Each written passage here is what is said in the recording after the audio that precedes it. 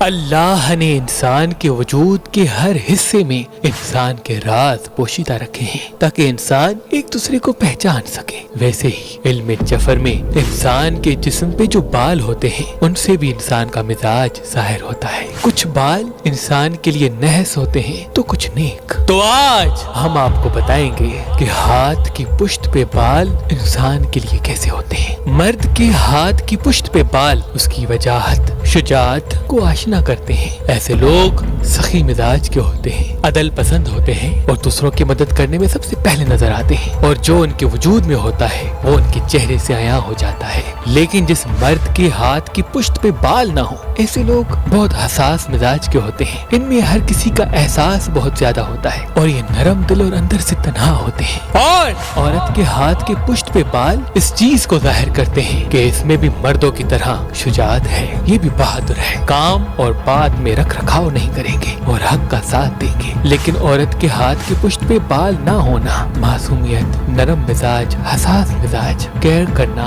احساس کرنا اور اپنی خوشی کو دوسروں پر قربان کرنا، ان احساس کو ظاہر کرتا ہے۔